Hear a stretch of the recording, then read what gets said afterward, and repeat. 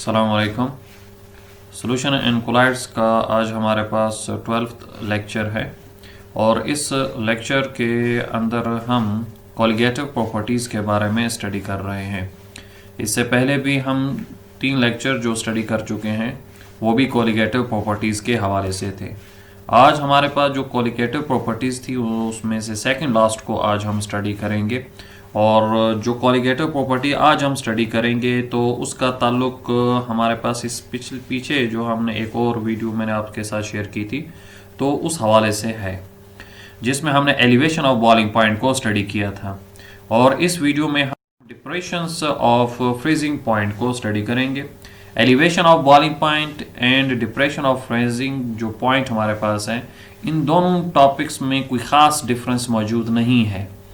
जब भी हम सॉल्यूशन बनाते हैं तो सॉल्यूशन जब भी नॉन वोलेटाइल का बनाया जाता है तो उसमें लिक्विड रेंज में इजाफा हो जाता है, ना कि आपके पास एलिवेशन ऑफ बॉइलिंग पॉइंट यानी कि नॉर्मल बॉइलिंग पॉइंट से आपके पास उस सॉल्वेंट का बॉइलिंग पॉइंट इंक्रीज होता है, बल्कि हमारे पास नॉर्मल आपके पास फ्रीजिंग पॉइंट से और उसका फ्रीजिंग पॉइंट भी सॉल्यूशन का डिक्रीज हो जाता है। यानी कि जब एक वहां से इंक्रीज हो रहा है और यहां से नीचे की तरफ डिक्रीज हो रहा है तो लिक्विड रेंज में इजाफा हो रहा है।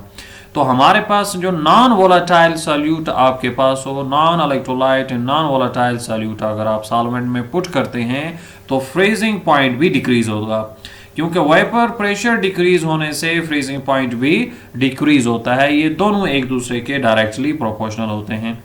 तो इस लिहाज से हमारे पास जो डिप्रेशन ऑफ फ्रीजिंग पॉइंट है उसकी डेफिनेशन कुछ यूं बन जाएगी कि when a non volatile solute is added to a solvent its vapour pressure is decreased, then freezing point of solvent decrease, this is known as depression of freezing point। जब आप non volatile solute को add करेंगे solvent में तो उसका आपके पास freezing point decrease हमारे पास हो जाएगा। तो ये आपके पास जो फ्रीजिंग पॉइंट का डिक्रीज होना है वो लाजमन आपके पास कंसंट्रेशन पर भी डिपेंड करेगा कि जो सॉल्यूट आपने उसमें पुट किया है उसकी क्या कंसंट्रेशन है। अगर उसकी कंसंट्रेशन आपने ज़्यादा पुट की हुई है तो लाजमन आपके पास डिक्रीज भी उसी ही आपके पास वैल्यू के साथ होगा। तो हमारे पास जितना हम इंक्रीज करते जाएंगे तो उतना वेपर प्रेशर आपके पास डिक्रीज होता जाएगा, और वेपर प्रेशर जब आपके पास डिक्रीज होता जाएगा तो तब आपके पास उसका फ्रीजिंग पॉइंट भी डिक्रीज होगा।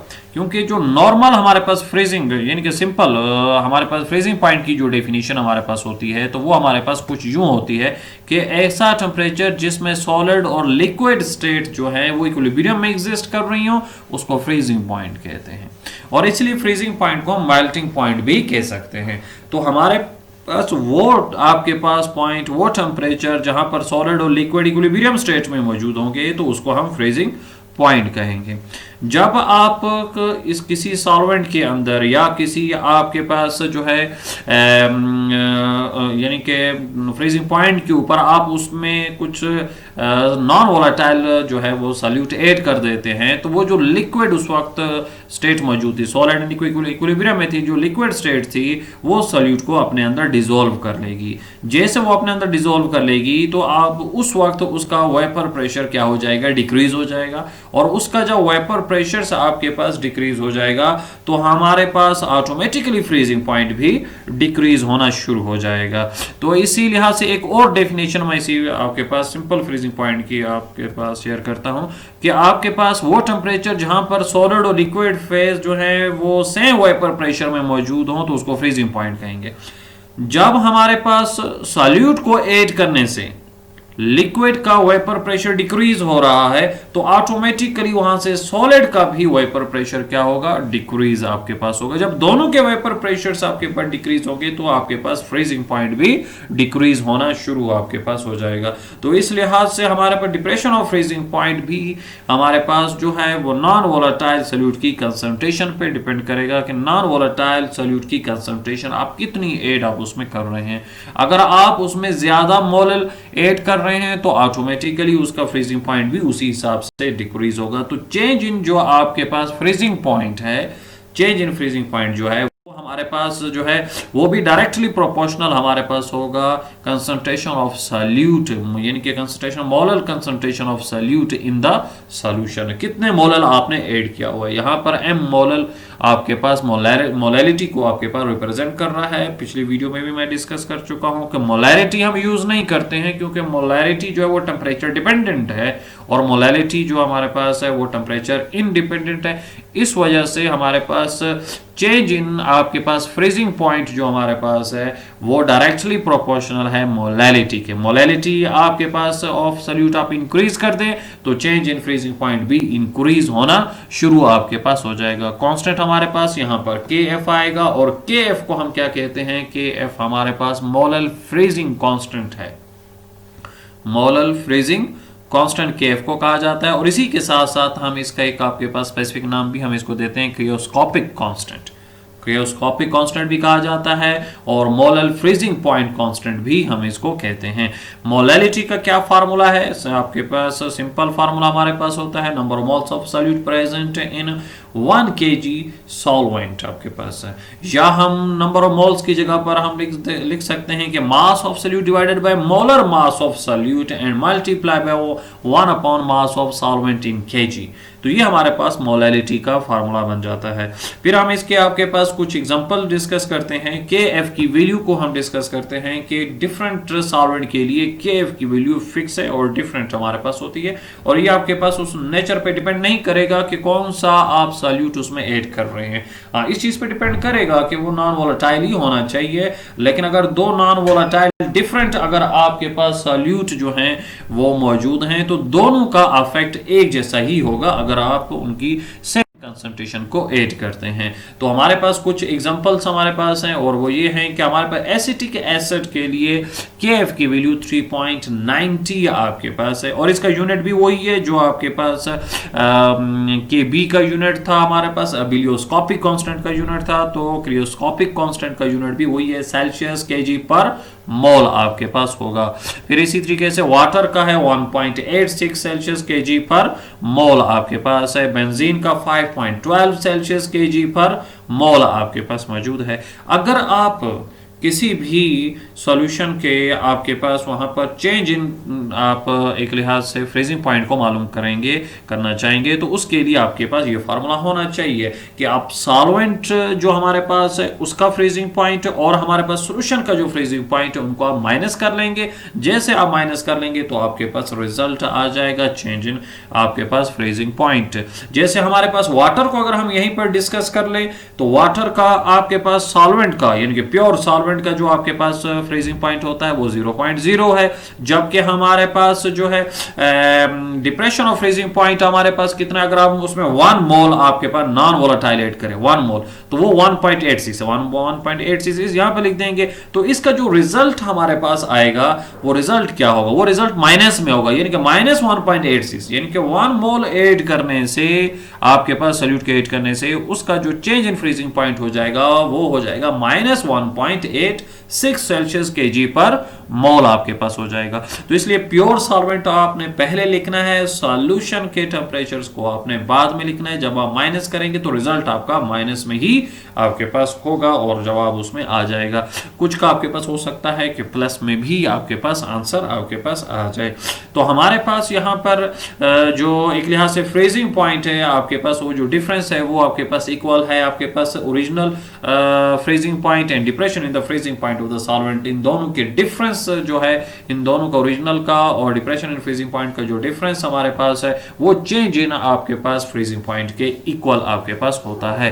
फिर हम इसके आपके पास नेक्स्ट मूव करते हैं आपके पास फार्मूले की तरफ, और फार्मूला हमारे पास जो है ये आपके पास मौजूद था, ये पीछे हम फार्मूला जो हमने ड्राइव किया, हमने कहा change in freezing point is directly proportional to the molality of the solute in the solvent and KF is the proportionality constant which is also known as cryoscopic constant. So हम आपके पास molar mass को हम determination की तरफ जाते हैं क्योंकि colligative properties को मोलर मास को मालूम करने के लिए भी इस्तेमाल किया जाता है। तो हमारे पास उसको जब हम इस्तेमाल करते हैं तो हमारा डायरेक्ट आपके पास ताल्लुक मोलैलिटी के साथ आपके पास आ जाएगा। तो मोलैलिटी का आपके पास क्या फार्मूला है, मोलैलिटी का फार्मूला हमारे पास ये है, यानी कि mass of solute divided by molar mass of solute and 1 upon divided by molar divided by mass of solvent in KG आपके पास है। तो ये W इस वक्त यहाँ पर ये मास को रिप्रेजेंट कर रहे हैं और क्या कैपिटल जो M यहाँ पर मौजूद है ये मोलर मास को रिप्रेजेंट कर रहा है। फार्मूले को हमने यहाँ पर सिंबल से शो कर दिया है। फिर अगर मैं इसको मल्टीप्लाई कर दूं तो ऊपर आपके पास W2 रहेगा लेकिन नीचे M2W1 आ जाएगा। इस वैल्यू को हम इस इक्वेशन में पुट कर देते हैं, इक्वेशन 1 के अंदर पुट कर देते हैं। ये इक्वेशन मैंने वहां से पिक की है जो हमारे पे शुरू में फार्मूले में मौजूद थी, वहां पर इस वैल्यू को पुट कर दें। अगर M की जगह पर तो KF मौजूद है तो M की जगह पर क्या आ जाएगा W2 अपॉन M2W1 आपके पास आ जाएगा इसकी जगह पर। तो KF वैसी एज इट है multiply by W2 divided by आपके पास M2 एंड W1 आपके पास आ रहा है। फिर इसमें अगर हमने क्योंकि मोलर मास मालूम करना है, M2 मालूम करना है, तो M2 को हम यहां पर शिफ्ट कर देते हैं, डेल TF को नीचे यहां पर शिफ्ट कर देंगे तो फार्मूला यूं बन जाएगा। तो ये डेल TF इस M2 की जगह लिखने की बजाय मैंने KF के नीचे लिख दिया, दोनों को एक साथ कर दिया और यहां पर 2 W को एक साथ कर दिया। ये W2 आपके पास जो मौजूद है ये मास ऑफ सॉल्यूट है और ये W1 जो है वो mass of solvent in KG आपके पास मौजूद है और KF क्रियोस्कोपिक कांस्टेंट है और डेल TF चेंज इन आपके पास फ्रीजिंग पॉइंट है।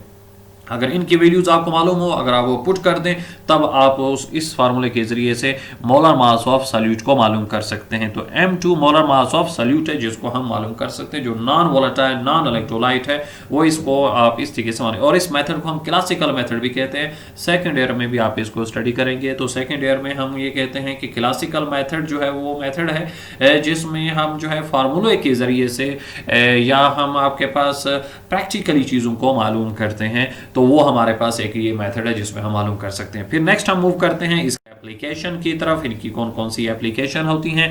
पहली एप्लीकेशन है कि आपके पास इन्हीं फिनोमेना को, कॉलिगेटिव प्रॉपर्टीज को आपके पास एंटीफ्रीजर के तौर पर भी इनको इस्तेमाल किया जाता है।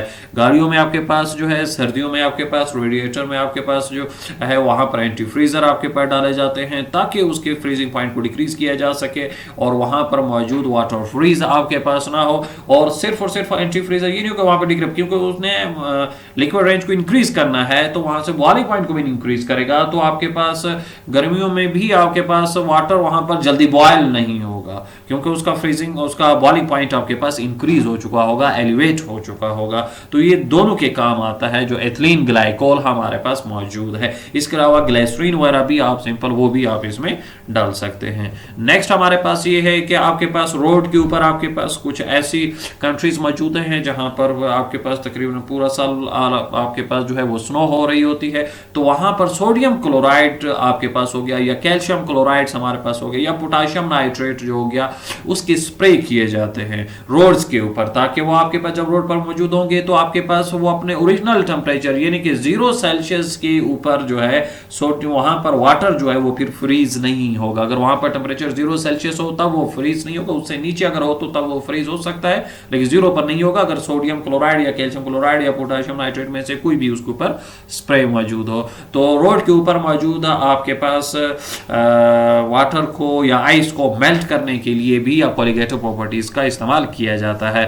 फिर आपके पास आइसक्रीम वगैरह में भी आपके पास उसके टेम्परेचर को लो करने के लिए आपके पास जो है फ्रीजिंग मिक्सचर इस्तेमाल किया जाता है, यानी कि आइस प्लस आपके पास साल्ट को मिक्स किया जाता है और उसको आपके पास क्रीम में मिक्स किया जाता है ताकि आपके पास उसके वो फ्रीजिंग पॉइंट को वो डिक्रीज कर सके आपके पास। फिर इसी तरीके से हमारे पास एक नेचुरल आपके पास भी सॉल्यूशन इस तरह का मौजूद है, जैसे सी हमारे पास है तो वो 0 सेल्सियस टेम्परेचर हो तो 0 सेल्सियस टेम्परेचर पर सी जो वाटर है वो फ्रीज नहीं होता। अगर उसे नीचे चला जाए आपके पास तब वो आपके पास होगा, अदरवाइज वो नहीं होगा क्योंकि वहां पर higher concentration of various salt मौजूद होती है और ये कंसंट्रेशन जो है वहां पर एक लिहाज से आपके पास वाइपर प्रेशर को डिक्रीज कर रही होती है और जब वाइपर प्रेशर डिक्रीज हो रहा होता है तो ऑटोमेटिकली फ्रीजिंग पॉइंट भी वहां पर क्या होगा, डिक्रीज होगा। तो ये हमारे पास कॉलिगेटिव प्रॉपर्टीज हमारे पास आ जाती हैं। और अगर आपको इसमें कोई चीज़ ना समझ आई हो तो आप पर्सनल जो है इनबॉक्स में मैसेज करके आप मुझसे पूछ सकते हैं इस बारे में। इंशाल्लाह मैं कोशिश करूंगा कि मैं आपको सेटिस्फाई कर सकूं। थैंक्स।